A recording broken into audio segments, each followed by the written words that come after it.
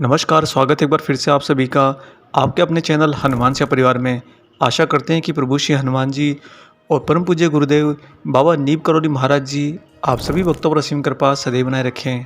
दोस्तों, बाबा नीम करौली महाराज जी जो कभी हनुमान बन जाते तो कभी शिव बन जाते, कभी माई के लिए कृष्णा बन जाते तो कभी तो स्वयं ही भक्त की जगह पर जाकर काम करने के लिए सेवक बन जाते।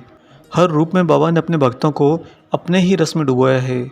फिर भी भक्तों में हमेशा एक होड़ लगी रहती कि महाराज जी दो शब्द मेरे लिए भी कह दें, दो बातें मुझे भी आशीर्वाद की कह दें। और इसी के चलते जब कोई भक्त महाराज जी के दर्शन करने जाता तो ज़्यादा से ज़्यादा समय महाराज जी के समीप बिताने का पूरा प्रयत्न करता, क्योंकि उसे लगता था कि महाराज जी हो सकता है उसके भविष्य के लिए कुछ बातें कह दें, हो सकता है उसके भाग्य के लिए कुछ रूपरेखा बता दें, या फिर महाराज जी कोई विशेष कृपा ही कर दें। इसी चाह में, या यूँ कहिए इसी प्रतीक्षा में, हर वक्त महाराज जी के पास ही, समीप ही घंटों घंटों तक मंडराता रहता। बाबा तो सब कुछ जानते थे, फिर भी महाराज जी अपने भक्तों के साथ एक बाल लीला की तरह अटखेलियाँ करते रहते। उन्हीं में कोई भक्त अगर मन ही मन में, यानी कि अपने हृदय में महाराज जी को सप्रेम प्रार्थना कर लेता कि बाबा ये बाहर की लीला को रोक दीजिए, आपकी आंतरिक लीला तो निरंतर चलने वाली है, फिर इस बाहरी लीला की आवश्यकता क्या है। तभी महाराज जी अचानक से उस भक्त को अपने पास बुलाते। पास बुलाने के बाद में सीधा जो उसके मन में प्रश्न होते उन्हीं का उत्तर बाबा के मुख से निकलता, और जो महाराज जी कह देते ये तो सदा के लिए ही अटल हो जाता। बाबा के मुख से निकला हुआ कोई भी वचन हर भक्त के लिए कभी भी खाली नहीं गया। कालांतर में धीरे धीरे इसी कारण से महाराज जी की ख्याति देश के कोने कोने में फैलने लगी, देश से विदेश में फैलने लगी, और भक्तों में एक तांता लगने लगा, क्योंकि हर भक्त उस समय ज्ञान के, यानी कि चेतना के परम अभाव के कारण मात्र और मात्र प्राप्ति के लिए भक्ति करता था। ज़्यादातर लोग महाराज जी के पास में किसी न किसी प्राप्ति रूपरेखा के लिए ही आया करते थे। इन सब के बावजूद भी महाराज जी जब किसी भक्त को आशीर्वाद दिया करते तो उस समय बाबा अपने लिए स्वयं के लिए तय किए गए नियमों और बंधनों का भी पूर्ण रूप से पालन करते। यानी कि अगर कोई आशीर्वाद इस ब्रह्मांड के बंधन के कारण महाराज जी के भक्त के लिए फलीभूत नहीं होना है तो बाबा उस समय चुप रह जाते, मौन रह जाते। और कुछ भक्तों के मन में महाराज जी के ऐसा आचरण करने के कारण कभी कभी संशय भी उत्पन्न हो जाता। खैर, कालांतर में महाराज जी उनके संशय का पूर्ण निवारण कर देते।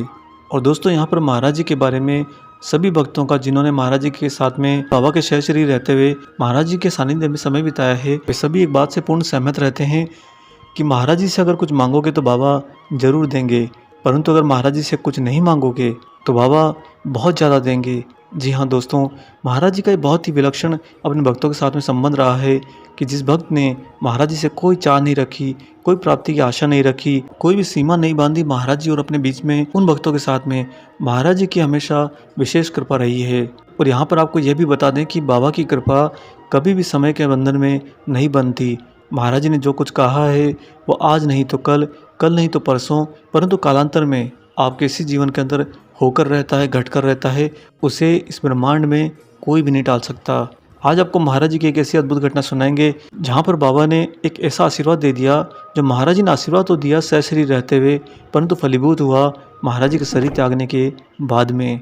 और फलीभूत ही नहीं हुआ, अपितु जो परिणाम आया उसके कारण बाबा के भक्त के तो रोंगटे ही खड़े हो गए।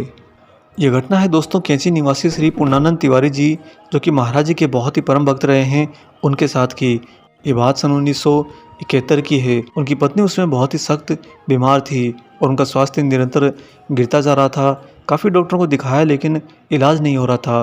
पूर्णानंद जी, जो कि महाराज जी की सेवा में सदैव तत्पर रहते थे, उनका एक दृढ़ विश्वास था कि जो होना है बाबा की इच्छा से होना है।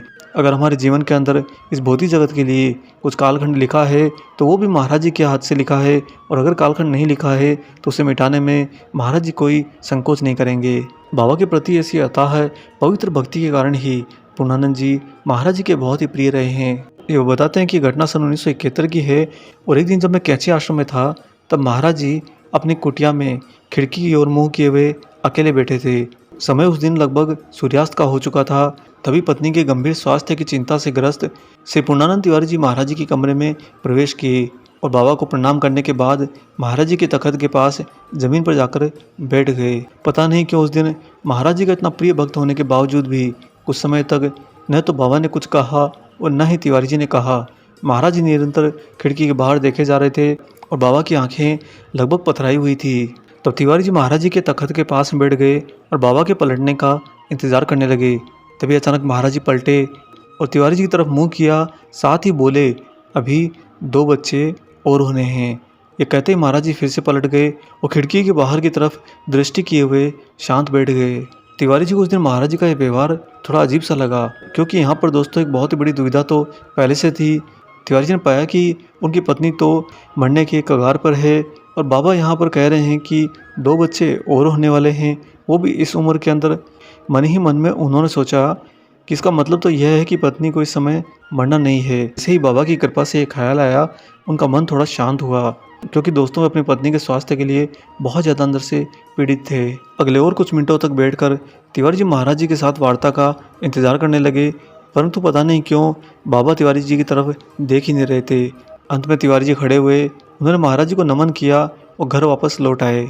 घर पहुंचकर उन्होंने सोचा कि पत्नी तो काफ़ी बूढ़ी हो चली है, यदि बच्चे हुए भी तो शायद वह उस कष्ट को सहन नहीं कर पाएगी।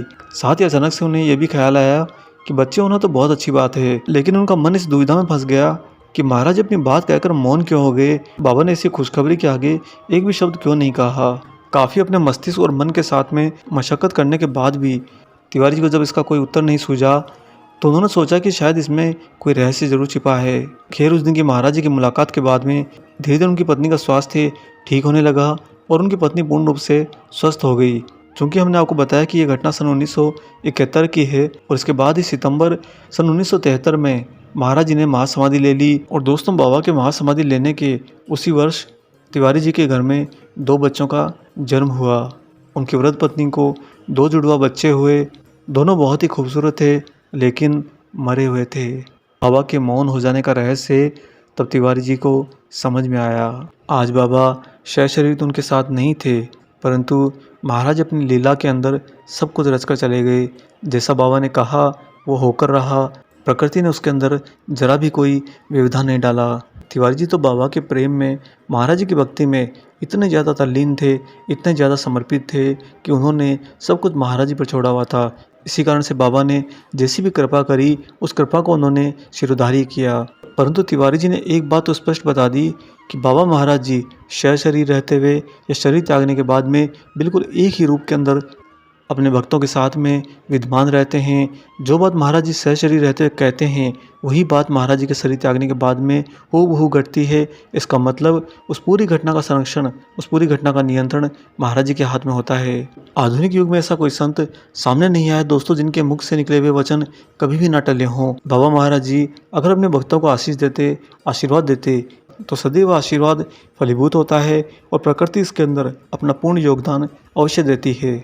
यहाँ तक कि महाराज जी की तरफ से अगर भक्त को कोई सांकेतिक भाव में ही कोई ना कोई आदेश या कोई ना कोई मार्गदर्शन मिलता है, तो उस भक्त को इस बात के लिए निश्चिंत हो जाना चाहिए कि महाराज जी के द्वारा उनको मिला हुआ वो संदेश हमेशा अपने वचन में पूरा खरा उतरेगा।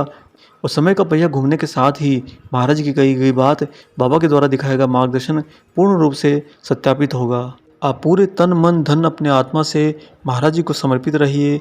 हनुमान जी के अद्वैत स्वरूप परम पूज्य गुरुदेव बाबा नीम करोली महाराज जी के लिए सदैव अपने आप को तत्पर रखिए कि बाबा जो भी आदेश या आशीर्वाद करें वो हमें सिरोधार्य होगा। आशा करते हैं दोस्तों आज का यह अलौकिक वीडियो आपको ज़रूर पसंद आया हो। वीडियो अगर अच्छा लगा है तो जाने से पहले इसे लाइक कर दीजिएगा और अगर आप चैनल पर नए हैं तो चैनल को सब्सक्राइब भी कर दीजिए। ज़्यादा से ज़्यादा वीडियो को शेयर भी कीजिए। मिलेंगे बहुत जल्दी ही एक और ऐसे ही अलौकिक अंक के साथ। तब तक अपना और अपने माता पिता का संपूर्ण ख्याल रखिए और परम प्रभु श्री राम जी का निरंतर गुणगान करते हुए बाबा हनुमान और बाबा नीम करोली महाराज जी की निस्वार्थ होकर सेवा करते रहिए। जय सिया राम।